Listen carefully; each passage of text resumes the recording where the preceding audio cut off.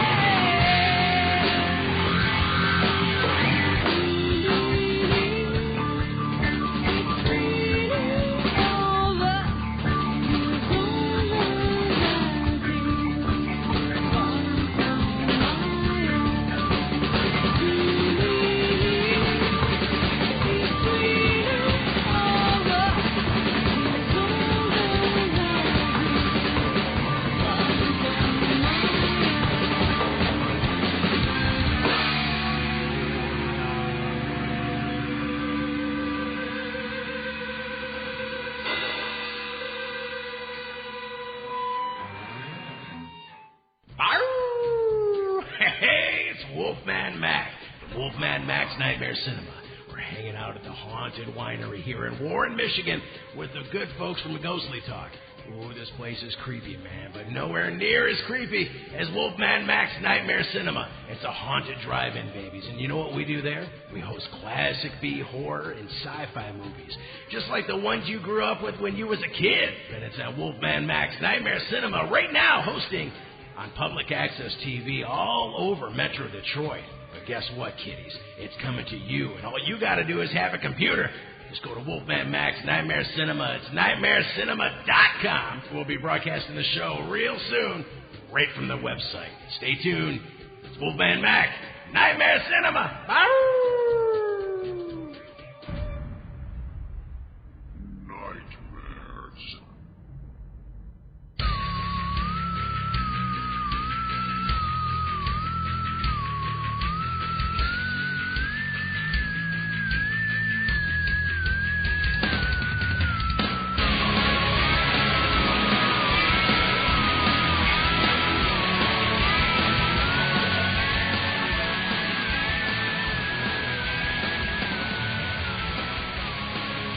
Dearly departed, we gather here today. No one's dead, damn it! Very nice. That really sucked as a... All the You've been doing this how long now? Wake up, Dave. We're now drinking Michigan wine. We had to come all the way to Indiana to drink Michigan wine. Well, we got Michigan wine. Mad Dog 2020. Absolutely. Boom fire. No, we have witch's brew. How appropriate. We've been guzzling down... Just because we're taking a break doesn't mean I'm not going to see you again. I know. You better wear a cup. I always do around Bonnie. Oh, good. Then you've learned. Yeah. Perhaps full body armor. I'm just saying. One thing... the hell was I going to say now? After that, where can you go? I'm sorry. No, one thing I want to mention, we were supposed to have 3 guests on the show tonight, and I've had a chance to talk to one of them. It's just been kind of like, fire the emails out. I think one of them called here on my cell. I got to get back with that person. But I do want to mention the guests we were supposed to have tonight. First off, oh, crap. We have David Walters listed on the website. Tony, oh, God, my brain is just totally... finished here. I'm done. Well, Tony was going to be talking to us about the Haunted Star of India, and they do a tour out there on the Haunted Star of India. And Tim, you did some research on this. Here, let's put some use to this crap. Go ahead. Absolutely. Did some reading up on it. Yeah. A really cool story. It's the oldest actual ship that's still sailing. Mm-hmm. And it's all metal. Mm-hmm. The bulwarks and everything are still the same. What was it? I don't remember the exact date. I could find it was out. built. It was like 1804. 1863. 63, somewhere. Yeah. Close. She began But she began her life on the stocks of the Ramsey Shipyard in the Isle of Man in 1863. Yep, the first captain Mm-hmm. died at sea, was buried at sea. They had some stowaway kid fall out of the rigging, 100-foot drop. He lived for 3 days before finally passing. Mm-hmm. And, there's supposed to be a whole lot of ghostly stories coming off of that. Yeah, so we really want to thank Tony, who was going to be here with us, for being so understanding. We had a long talk today, and I kind of explained the situation to him, and he was very cool about it. So thanks, Tony, and we'll be talking again for sure. Contact? What do you want to click that thing for? Okay. Oh, look at you go. No, that ain't it. We tried. Also, Earl Benazet. We met Earl at the Ohio conference a couple months ago, and he was really cool. Enjoyed his talk. We're going to have him here also. Sorry, Earl. We'll be talking to you again also. Really, he's in, talks about like a lot of UFO stuff, conspiracy type stuff. He's really into this stuff. The head of the Kentucky MUFON. Yeah, Kentucky MUFON. There you go, Tom. Yeah, Kentucky MUFON. You might want to talk to him. And then finally, John Beneth was going to join us to talk about the Skeptic Challenge, which was kind of like the same thing as far as the Skeptic, the same thing that the Amazing Randy does, the Paranormal Challenge, whatever the hell he does. He has something in return that's the Skeptic Challenge, and we were going to talk about that. So I want to thank all 3 of these people for being understanding about this, or maybe not. I haven't talked to them all yet. But especially Tony from the Haunted Star of India tours for being really cool about that. And I wanted just to mention these guys and give them their props for being team players on this thing. Okay, Doug, before we went to break, you mentioned that we wanted, let's get into some of the reasons for what we're talking about and what we're doing here tonight. So with that granted, I'd like to give the floor over to you here for as long as you'd like, and throw your 2 cents in. Is that cool? Yeah. Now, Doug, one thing, I'm sorry to cut you off, but FJ, we mentioned this when we were outside. Yeah, feel free. FJ is going to be just beating the crap out of us, just so you know, Doug. Awesome. He wants some answers. Good. So all right. So just so you know, he might throw something in here. So just be ready for that. All right. Hey, it's a lot of work to do a weekly live podcast, right? Yeah. And radio show. It's a lot of work, and we are, otherwise employed. We are busy people. We've done this for quite a long time, and it's our hobby. We don't make money off of it. We pay for everything that happens on Ghostly Talk. It's a drain on our resources. It's something that we love doing, and we were cutting edge at one point, and we were the first regular live on the air or on the internet independent show. I've looked at others that claimed that they were. They're not. We were the first, and so obviously you're the longest running too. Yeah, the longest running because we've been doing it every single Tuesday or Sunday, depending on what time frame you're looking at. We've done this quite a long time, and we've learned and we've grown a lot individually, and it's been an amazing ride. There does come a point, though, where you start to notice, that was A. B, you start to notice some changes in the underlying topic, right? And in the paranormal field, things have been changing quite a bit, pretty quickly sometimes, and we've changed over the years. We've become, updated ourselves pretty much every year or every other year. We've gone through updates and tried to keep up. And I think we've done really, really well at that. But the changes, at least I've been noticing lately in the underlying field, the underlying hobby, lean more toward either fame or fortune. Essentially, exploitation. Pretty much, and I don't want to have anything to do with that. Yeah. It's not my thing. I want this to be my hobby, and I want everyone to look at me and say, there's Doug. He is a paranormal hobbyist. He's a paranormal enthusiast. He's enthusiastic about the paranormal. Not, there's Doug. He's the, 4th highest paid, whatever in the paranormal field. No, I don't want that.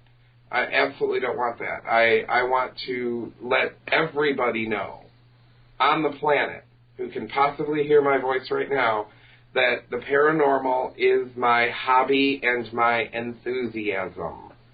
And that's it. And when it becomes a chore or a contest or anything like that, I'm going to have nothing to do with that.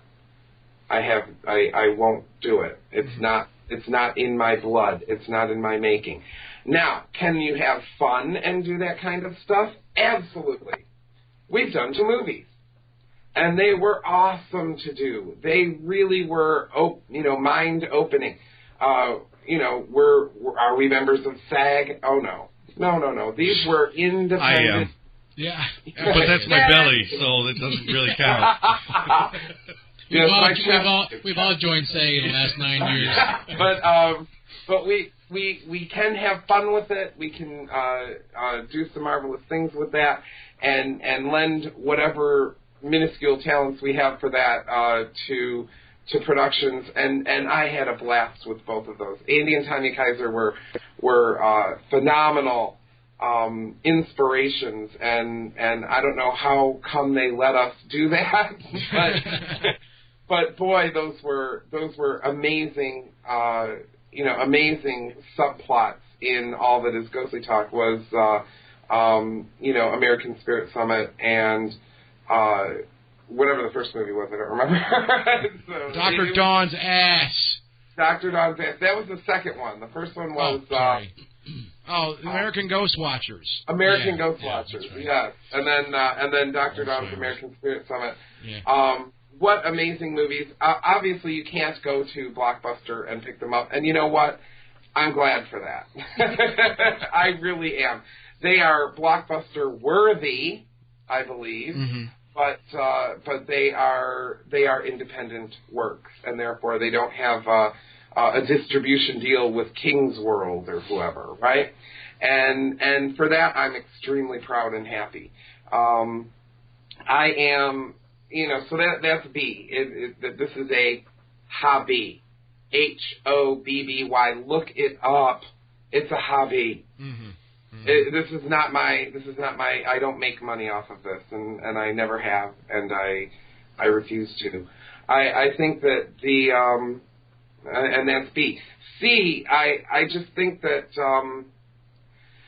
the paranormal field, as it is today, really does need more. It needs to laugh at itself. Yeah. It really does. It needs to laugh at itself. It needs to take a step back like we're going to do, and it needs to say, what in the heck are we doing? And I think, FJ, it was you who mentioned exploiting or exploitation. I really think that, because you know what? I've seen a ghost.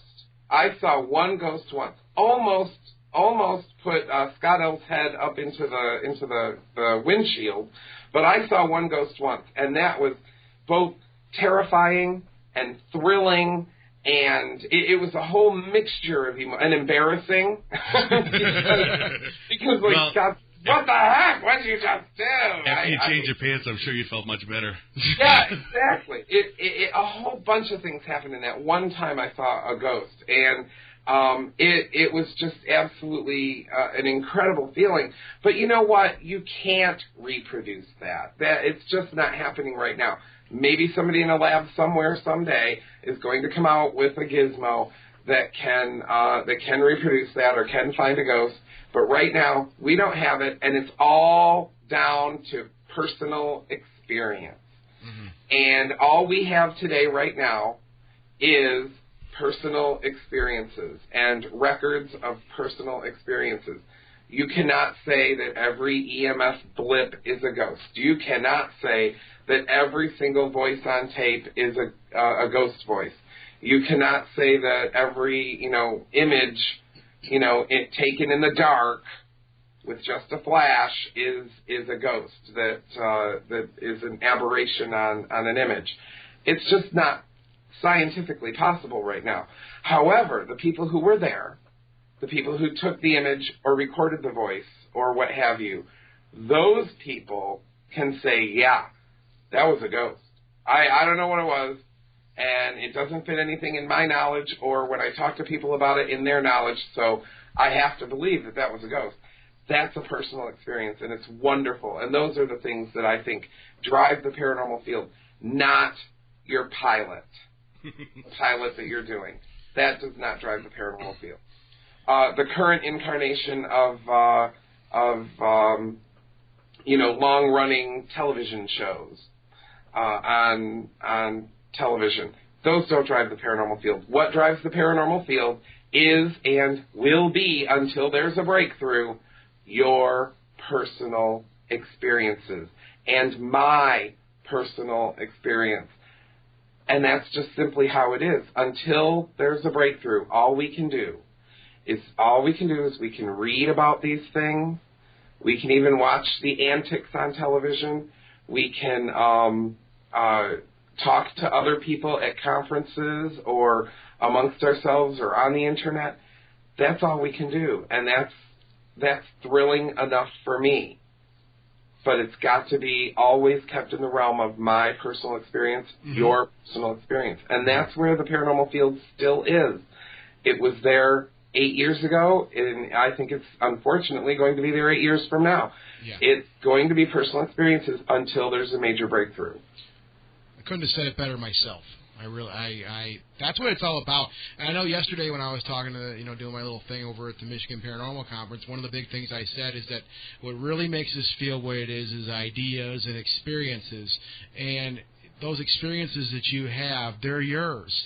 Just because you don't have a picture of it or a piece of audio of it that you can put in the National Enquirer or whatever, it don't matter. If you truly, truly, truly care about what's going on in this field, and you care about your hobby, you care about the work that you're doing, then that experience, while you may not be with someone else to verify it, it's your experience, bottom line.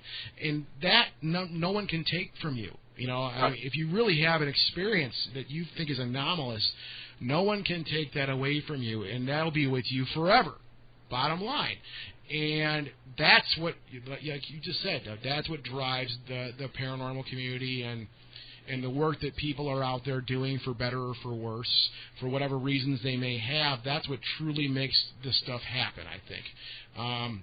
It isn't right. TV. It isn't TV shows. It isn't it's garbage. Let's talk about TV right now. Right, I used to enjoy Ghost Hunters on Sci-Fi. I really did. For the first year and a half, maybe. And then I noticed a disturbing trend. It became entertainment.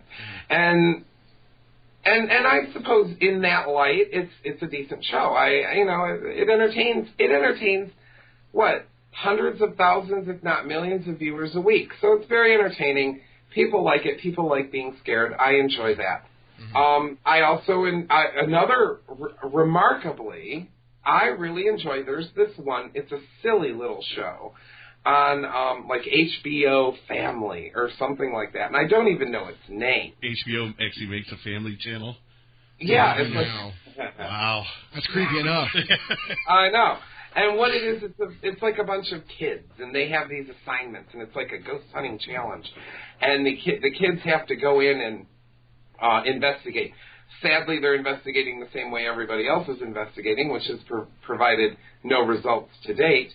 But they are going in and they are investigating haunted places, and they get to learn about the haunting and that kind of stuff, and they get to take the equipment in and notice a blip or what have you, and occasionally something in the house or office or whatever they're investigating will move and make a noise, and that's pretty exciting for them, and you get their reactions on tape. And then there's a panel of other kids who, by the way, are absolutely not qualified to rate their ghost hunting performance, but they are rating their ghost hunting performance, and there's 2 contestants a week, and then it like builds up. It's like the American Idol for ghost hunters. Yeah. Everybody gets chopped until you're down to 2, and then someone becomes the ghost hunter of the season. It's not more like the Gong Show. Or? Yeah. Well, I'm sorry, you're going to have to leave the haunted house. Yeah. But that Dancing with the Ghosts, But that show is surprisingly wonderful. I love it. I absolutely love that show. But I don't know why. Like you said, though, that's entertainment where you realize going in it is strictly for entertainment. There's no reality behind it in like the stuff that you guys have been doing. Right. It's disturbing how much I enjoy that show because they're doing it all wrong. But, at the same time, it's just a lot of fun, and I think the kids look like they're having either a fun or a terrifying time, and that's just absolutely wonderful television. The new shows, I think a lot of people with these new shows, because every year there's going to be a crop of new shows, right? Mm. And I think that the people going into the new shows are realizing, hey, this is more in the entertainment realm. And, I mean, come on. What else can Paranormal State be but entertainment? I mean, it's terrifying. I don't even find it entertaining. Well, there you go. But it cannot be anything but because it's just so far-fetched. Yeah. And so I think that a lot of these things, what you have to take out of these things is the thrill. That's about all you can take. You can't take anything else other than the thrill and the story. Like there's a story about every one of these places. Take that story and take what they do there and say, you know what, that's really interesting to me. Or Oh, well, that wasn't the best of episodes, I'll watch the next one. That's all you can do with the modern television. But television is not the be-all and end-all of ghost hunting. Ghost hunting, to me, and this is all my personal opinion, is your personal experience and my personal experience. And I can't say that enough. Well, that show on Sci-Fi, I could never bring myself to watch because, number one, it's on TV and they're out to make money. That is their goal. So you know what? Anything and everything they can do to Hollywood it, they're going to do. Whereas your guys' show was more about discussion of the personal experiences like you're talking about, and that makes good entertainment. It was for a while. I mean, lately it's been more and more difficult. Oh, God, yeah. Because more and more paranormal, or folks in the paranormal field are looking for... I want to promo my book, or I want to promo my DVD, or I want to promo... And everything was fine for the longest time. It's like, yes, you worked hard on that book, or you worked hard on that DVD, or you worked hard on that music, or you worked hard on whatever it is that you're pushing. I agree. We will mention it because you worked hard on that, and we have to, send people to your website, and hopefully they'll buy something from you. That would be great. Is that you, God. Doug? Yeah, it's a page. Dinner's done. That's a microwave. It's a first page. Let me see if I have to answer it. No, I don't have to answer it. Oh, cool. All right. Thank God. Cause this is Radio 101 again. Well, no, Doug, if I may hop on that a little bit, first, one thing I want to mention is that by no means I would ever compare Ghostly Talk to any of these TV shows. I think it's like apples and oranges, really. But one thing I will say is, Ghostly Talk since day one has always been... we're real, man. This is real. It's real. Okay, no, we've always tried to keep it here with us. We never tried to take. And Doug and I have been through this before, so we know this firsthand. We've done interviews outside of the show and whatnot for other people, and they've tried to turn it into some dramatic thing. Doug, you remember that one we did when you were at the Fenton Hotel, right? Yeah. And this guy was like, "Oh my God, you're actually at a haunted hotel right now? We're on break, right?" And he's like, "You're actually at a haunted hotel." And Doug's like, "Well, yeah." And he's like, "Well, you need to go in there while we're on the show so you can talk about what scary things are happening." And Doug's like, "Well, I'm going to lose my cell signal. I found that my cell signal doesn't work when I go in there. That's why I'm outside talking to you right now." And I mean, I'm on another phone like miles away, somewhere else. And I'm like, this is lame. This is really getting lame. And this guy sat there the whole show in between stupid questions he was asking us. They were just completely, just totally canned, going, "Well, you need to go in there, Doug. You need to go in there and tell us how scary it's going to be inside there and alive, you guy." And Doug's like, "Well, okay, but after being asked like 40 times, Doug finally says, "Well, I'll go in there, but just in case, I lose you guys, it's because I don't get a cell signal in there." Right?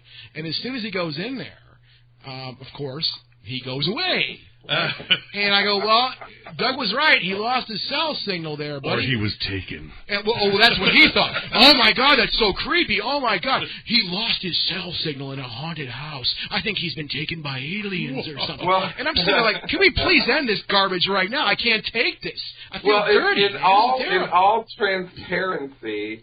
Wasn't that Alan Levy,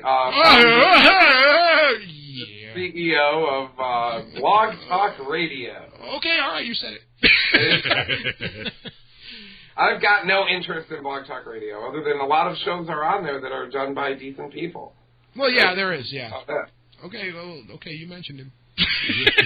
But no, okay, but it was dumb. I mean, we can say it was dumb. And we've never, as hosts of this show, it's come here and talk about your thing. We want you to have a really good time talking about your thing. That's always been our number one goal here with the show. Has always been when we have a guest here, we want them at the end of our discussion or whatever it was to go, "Man, I really don't want to go. You guys are great. I want to do it again with you guys." Right?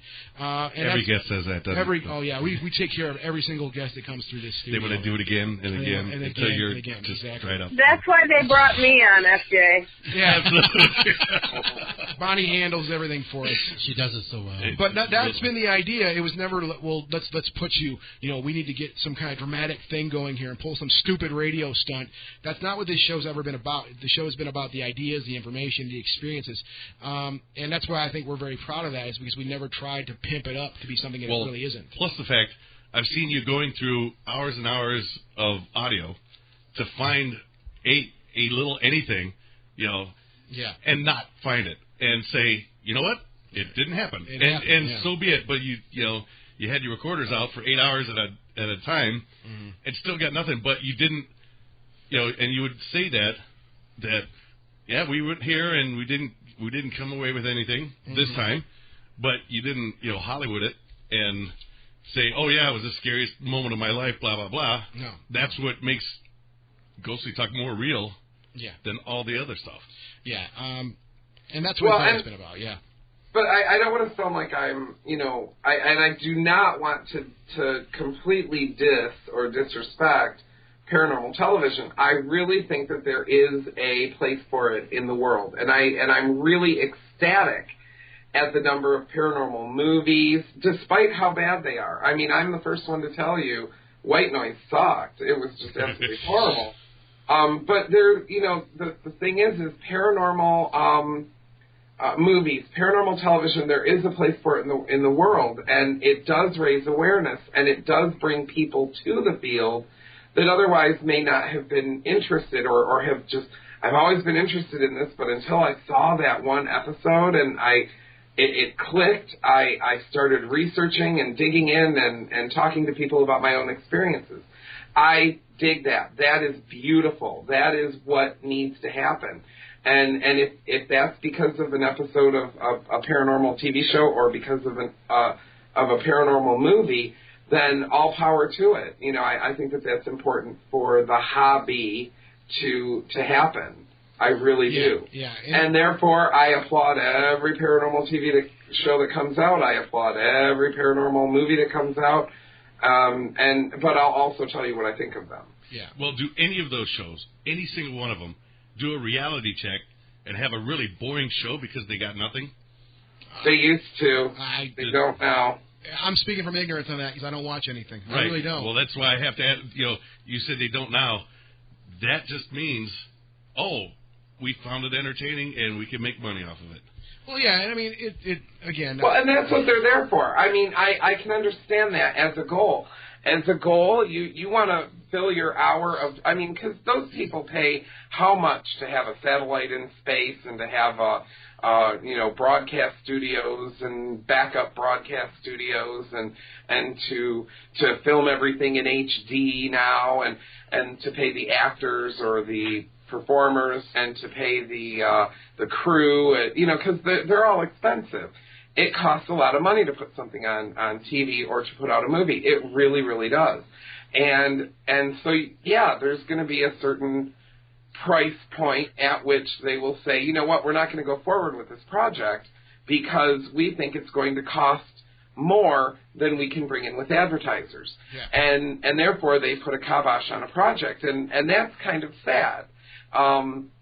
In that, who knows, that next episode may have been the one that interested somebody with the background and knowledge or the tinkering ability to create a Frank's box that actually works.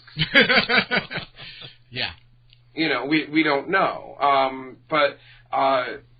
So we may lose future research, actual research, because of because something got the kibosh put on it, but it does cost them money to do, and they have every right to put something on the air that they think they're going to be able to charge the advertisers to advertise during, and that's important. I mean, they do have to do that in order to maintain that. Otherwise, they might get the least quality satellite that's currently, hurtling into the Atlantic Ocean. That's their only satellite, and they can get time on it because it's got minutes left, I mean, that's not, you want to put together a quality production. Unfortunately, they do have to recoup a certain amount of money and then hopefully make some more. Yeah. Otherwise, they would put, some other, Dancing with the Gerbils or whatever on the air. And that's on HBO, isn't it? Dancing with the Gerbils, yeah. Who's the lead star? Oh God, I don't want to know. Richard Gere was the. Richard Gere is the lead star. He was also in Mothman Prophecy. He was. It all comes together. Did you say Mouthman or Mothman? It's all related. Rim shot. Look out.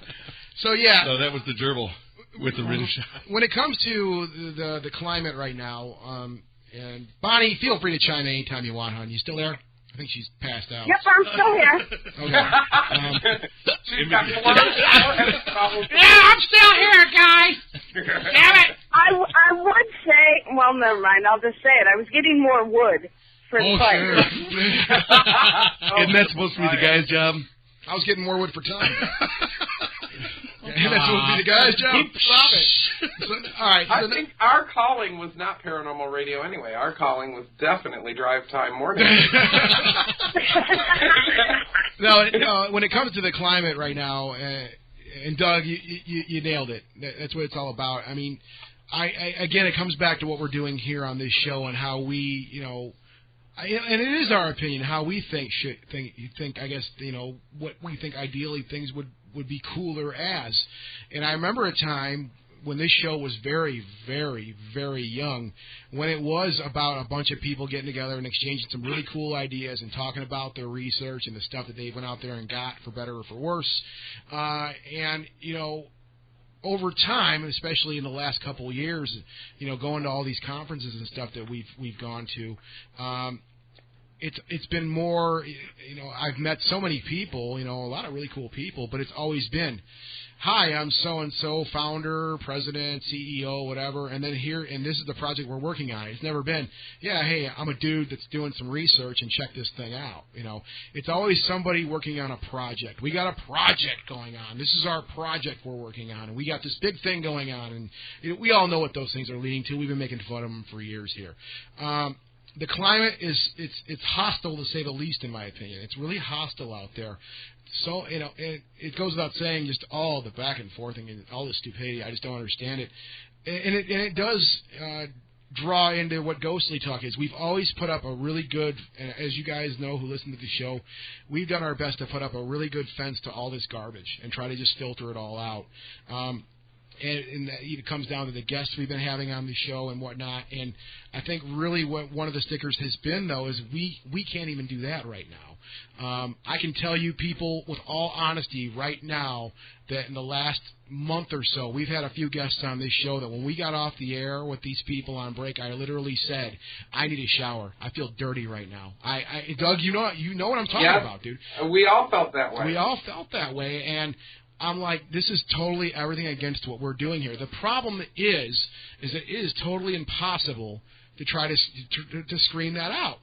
We want to have interesting stuff, and I know I do a lot of the booking here for the show, and I know what one of my big guidelines really has been is like, I want to find something really different, some new ideas, some fresh ideas, which goes right back to what we were talking about a few minutes ago. Ideas. That's what drives the field. So I think the newest and most interesting and freshest ideas that are out there, I'd like to have them on our show. So what the hell just happened to my screen? Somebody just sent some creepy thing across my screen. Boy, that was cool. Whoever did that, thank you. I'm looking at the computer here. Oh, it was Reap. Reap, thanks, man. That was pretty cool. He sent some plane across the screen. I thought I was getting a virus. I'm like, great, the computer's crashing right now. It's all we need right now is a server to go down. But it's been getting more and more tough to do that. And what people, we've had people over the last year, a few years say, well, what's it like to run a successful paranormal talk show? And I'm like, what's your idea of success, man? I want to ask you a question here. What is success to you? Well, you have all these listeners and all. It don't matter, man. Success, I think, is being proud of what you've done, right? Looking at what you've put together, that end result of what you're doing, and, man, looking at that going, dude, I'm really proud of what I've done. I've really put something together here that is just, it says something about me, about the work that I'm doing, whatever it may be, and that's success. That is really what it's all about, is really, again, just being proud of it. It isn't about how many listeners you have. It isn't about, who maybe shopping your idea around or whatever. It's about being proud of what you've done. And God, here's the best part of it, really enjoying what you're doing.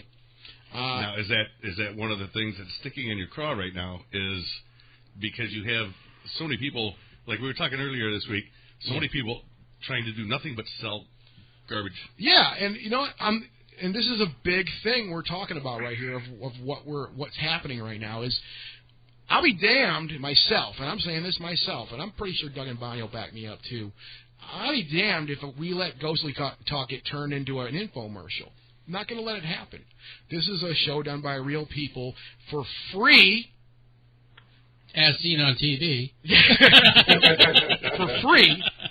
And I'll be damned if I'm going to let it get turned into an infomercial for other people to come on here for free and just spend all this time. Well, okay, look, there's a lot of gray areas with this, right? There's a ton of gray areas.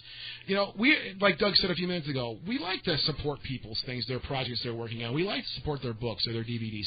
But when somebody comes out here and demands that we mention their website 10 times or mention their book another 10 times, and they make these demands on us, well, piss off. That they should be paid. You know, that's paid programming on TV. You know. Yeah. Go somewhere else that wants to pimp your product, because we're here to talk about ideas. While we're on this subject, okay. I did have some FJ bobbleheads I was trying to get rid of. Everybody likes FJ And who bobbleheads. doesn't need an FJ bobblehead? Have you bought the domain yet? FatGenius.com? I want one. Bonnie, I mean, you normally only see that on a Saturday night, so I mean, get one and see it all the time. But Bonnie, you would especially appreciate the bobblehead movement. Yeah, the bobblehead but anyway, movement. So Is this a new Prince project or something? Go ahead, I can't Bonnie. speak Sorry. anymore. I'm sorry, Bonnie. Go ahead. The bottom line as a whole, I think, and maybe this is just my opinion, you guys can jump in whenever you want, but for me, the focus of the paranormal community as a whole has done a complete 180 from when we started. Oh, yeah. It used to be, in all honesty, an actual community of people working together towards something. People still refer to it as the paranormal community. We're not a community. No, it isn't. You have little, I think our family, our dysfunctional family, we can consider a community. But as a whole, we're not a community. It's all about who did what better, who got the best evidence. I'm not going to share my stuff with you because you might steal it and you might get credit for it.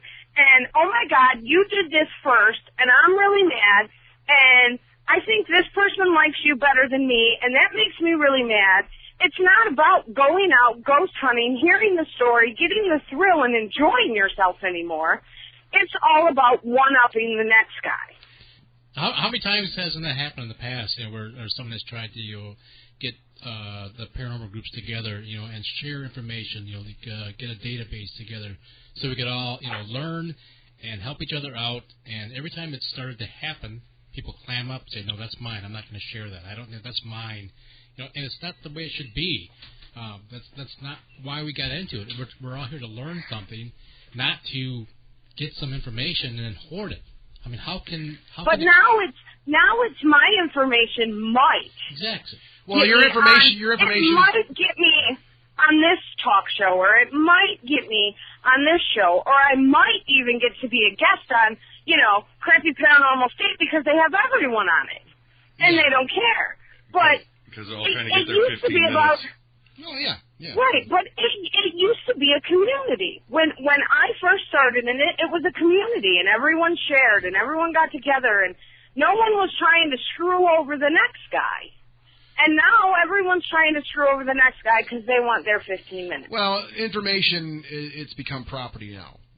That's really what's happened, is it's become a piece of property that I'm sitting on this and you can't come here and go away. And I might be able to sell it and make a whole ton of money. What's become a real challenge here, I know, with the show, going on all these facts, is just that.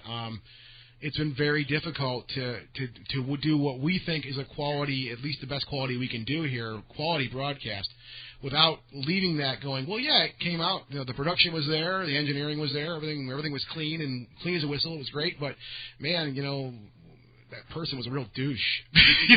I mean, really, that's what we've had happen here more often than not this year, and when you're taking a hard line on things and you really want to, make your show the best it can be, especially when you think that you're doing it out of, when you know you're doing it out of love and you're doing it from the heart, and you really want people to get something from it. I refuse to let people turn this into an infomercial. I have no other way of saying it. This is not what Ghostly Talk has been about. We're about supporting great projects and supporting independent people out there doing their work. But you don't come in here and it's happened. Well, we need to mention this and mention that and mention that. It's like. Right. Where do you get off talking to us like that? Come on. And I agree with Doug. Yes, I did say Paranormal State sucks, and Ghost Hunter sucks, and I will stand by that until the day I die. But I've never seen the show Doug was talking about, but apparently there are shows out there that people enjoy. And if it gets people to come to the community because they actually enjoy it, not because they're looking to get their own show, then more power to them. I think it's 50-50 on what it brings. I think it brings 50% people that have a genuine interest and 50% people that want to get on TV. Yeah. It's I would think overall the driving force into getting people interested in it is their own personal experience with it. Well, yeah. Right. And what I'd like to know is a correlation between these shows and their startup and people realizing that they can make money to everybody in the community clamming up and not sharing and doing all that stuff because they want to make that dollar. They want their 5 minutes on, the Jerry Springer show or whatever show they're trying to get on. Yeah. And I would bet you the timing of that is 1-to-1. Well, it's a tough time right now. Obviously, this country's in dire straits. We got a major economical problem going on, and yeah, people are trying. They're scraping, trying to find any way to pull some income in. God bless you for that. Do what you gotta do. I know what we've done is as far as Doug and myself and Bonnie is. I know we've all kind of put money away and saved for the future and all these things, and just so you wouldn't have these problems. I'm just just throwing a little suggestion out there. This is Financial Talk. And we've been, but we've always been very clear about that. That Ghostly Talk is a complete hobby. We never have ever wanted to take it to the next level. And believe me, we've had our little talks here and there with people, and it's always come out ugly because we're like, no, you're not going to take and exploit this thing and destroy what we've, the love we put into this thing. I wouldn't be able to sleep at night knowing something like that happened to something that we love so much and gave so much time to, and taking this much time to talk about what we're doing here tonight, especially. No, we're not going to let. I keep jumping back onto this point. That's a big reason why we're retooling this show because it's not going to be an infomercial. It won't be. I won't let it. No, cold dead hands. It ain't going to happen. Right. I'm not going to let it do it. Now, in your guesstimation, looking into the future, when do you think this kind of bolt is going to die down to a point where it can get back to being a community again? I did an interview in 2007 with some people in Arkansas. And they said, so when do you think this thing's going to wind down? I'm like, a couple of years. Well, we're sitting at the same time 2 years later, and it's even more insane now. Right, because those other shows have now ramped up, and there's more of that exploitation going on. Well, that, and, I think, again, it goes back to at least in the United States right now, the state of the country. And I think, and Doug, we've talked about this several times with guests and with ourselves. That boy, when you got money problems, you get spiritual very quick. I found that people get very spiritual, and they start looking for other things to go to get answers from. And I think a lot of people may have turned to stay in the paranormal or ghost hunting or whatever it may be because they may be looking for answers that they would normally never be able to get, and they think it may be here. Now there's where the exploitation sometimes occurs because. If you're a psychic, for example, and somebody's like, oh, my God, I need help, I need answers. Well, hell, they're the low-hanging fruit right there.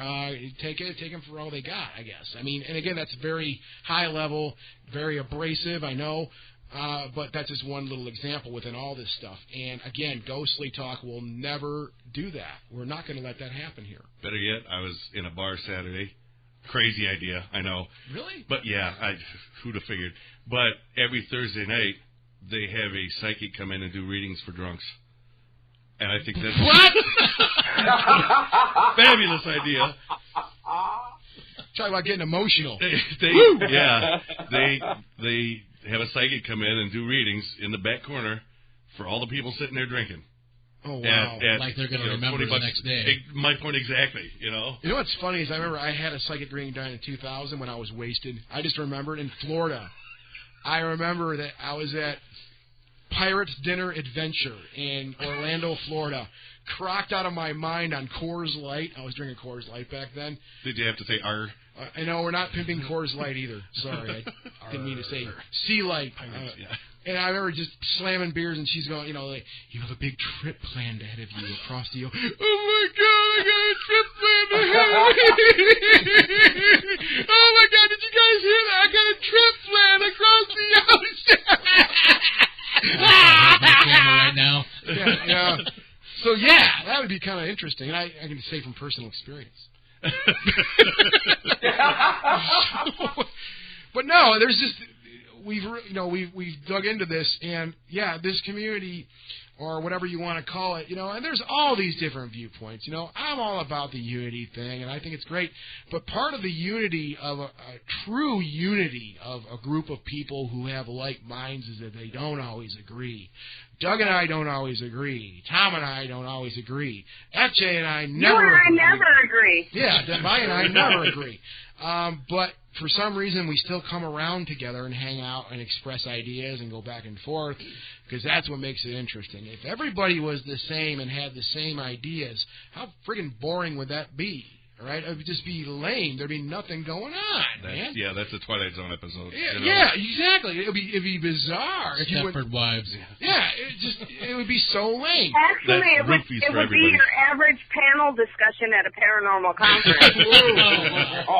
You guys weren't in Chicago, no. I had some fun with that, but I think somebody may have recorded it somewhere. I don't know. But yeah, you do make a very valid point, though, Bonnie. But yeah, there is all this stuff back and forth, and I think really when it comes to the bottom line, we don't want Ghostly Talk to be part of this crowd. I don't know any other way to say it. We love this show so much. We love it so much. It's a child to all of us. And I don't want to see it get exploited. Even on our terms, we don't want to see it happen. Like I said, we're fighting and fighting and fighting to try to keep this thing as honest and cool as possible. But even with all the fighting we're doing on the back end of this thing, it still creeps in somehow. And I'm sick of it. I'm done with it, dude. I just don't want to deal with that no more. I'd rather Christ. We've been at this for 2 hours now, guys. We've been hammering this thing out for 2 hours, and I have a feeling that, well, I don't want to say it on the air, but I know somebody will email me and go, "Man, that's the best show you guys done in years." Oh, great. Yeah, we're like, oh, great. Well, Doug, you said that. You said that in the first half an hour. When we went to break here during this show, you're like, boy, this is it's coming out pretty good now. We're finally getting it. So, but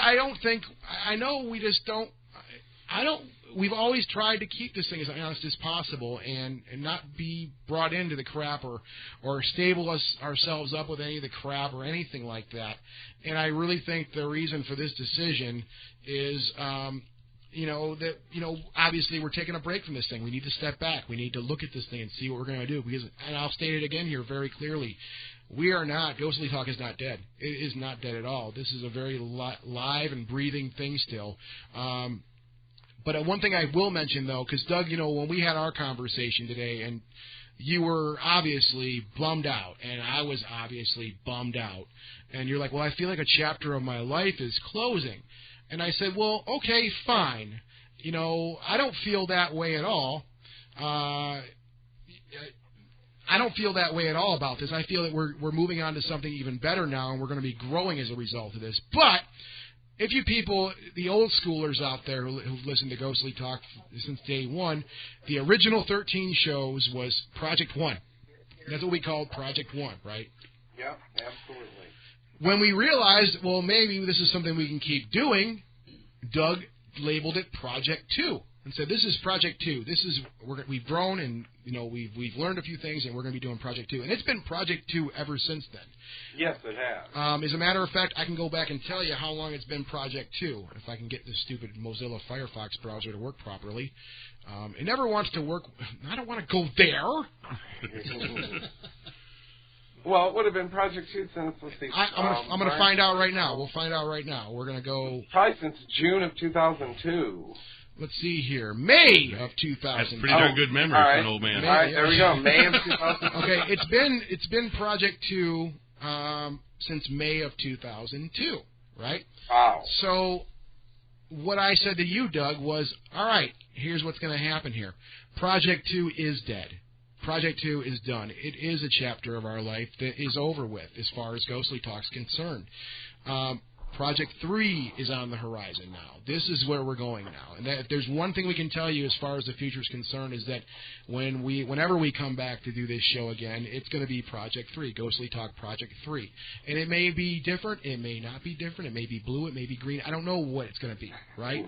But it's going to be Project 3. Well, it's obvious you're not at the end of the book, so by ending a chapter, that means you're just starting a new one. Exactly, and that's why I got to say here, I'm excited about this. Oh, you're just writing the next chapter. Well, now we're getting real philosophical. Hey, that's me. This is the beginning of the rest of our lives. No. I'm trying to read the chat room and trying to... Well, I hope you're not good at multitasking, are you? Suck at multitasking. I was reading that. I hope that Project 3 will build upon what we've learned through Projects 1 and 2. Well, obviously Project 2 builds upon Project 1 because Project 1 sucked. But Project 2 has been an ongoing thing for years and years and years. It has. And we've learned a lot. We've honed a lot of skills. We've learned the hard way, making the mistakes, leaving the cell phones on, saying And you've gotten so much better at all that since, Project 1. Yeah. Yeah. Where do you think the first logo came from? Dead Air. Yeah, Dead Air. Dead Air sounds so good. One thing I want to throw in here, too, in regard, and I'm going to be sending an email out to all the affiliates tonight who carry our show, or the ones we at least know carry our show. In my opinion, and this is all going to be detailed in the email I send out to all the nice folks that carry the show.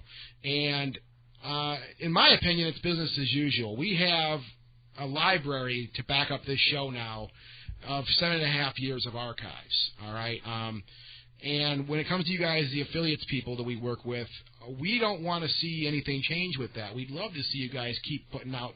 The only thing that's going to be changing with that is we're not going to have any new content here for however long this is going to be, right? So it's going to be a giant best-of show for... It's going to be a giant best-of show for God knows how long. But we'd like you guys to take and use them. That's what they're here for. That's what they've always been here for, even back when we were just doing the 16K archives and stuff like that on the website and before podcasting and all that stuff. That's what they're here for. So we'd hate to see them not being used what they're there for. The website's going to still be there. We're still going to probably be doing updates on the website, let you guys know what's going on. God forbid, I even thought about this earlier, Doug. Maybe we might even hop on here every once in a while. Maybe do like a one-off half-an-hour thing just to kind of update people on what's going on and whatnot. Why not? Maybe we'll actually go ghost hunting. Well, we're getting to that too. We're getting to that also here. But that's for but everybody. But you guys know that means that you'll have to talk to me other than Sundays. I don't know how this is possible. Well, she does have texting now, so maybe we can do that. Does she? Yeah. No, thanks, Doug. Thanks. Oh, I know. Thanks. He's just showing you the love, really. Yeah. Well, evidently Scott has texting as well now. So barely. I'm still doing the number thing. I got the cheap ghetto phone going still, so I'm too cheap to get a better phone. That's just how I am. But no, nothing's going to change. The site's going to be there. We're not taking the site down. The archives will always be available to you guys. Whatever you want, it's right there for you. Same with the affiliates. I'll be sending an email out to all the affiliates here tonight. This is our decision. This is not based, there's a lot of factors involving this decision, but no one's done anything to hurt our feelings or make us run away and jump out of the sandbox. This is something we need to do as people here. Something they put in the sandbox. Hypodermic needles, that's no fun. Cut that crap out. Oh, man. This isn't Saw. If people can deal with me in the sandbox, we're good to go. Yeah. So, this is something we're doing here, and it's because, we need to retool this show, and we want to make, I think really at the end of the day, it's all about making this thing the absolute best show it can be. And, it'll never be perfect, and that's what makes, in my opinion, that's what makes it so cool, is because it'll never be perfect. I think we are perfectly unperfect.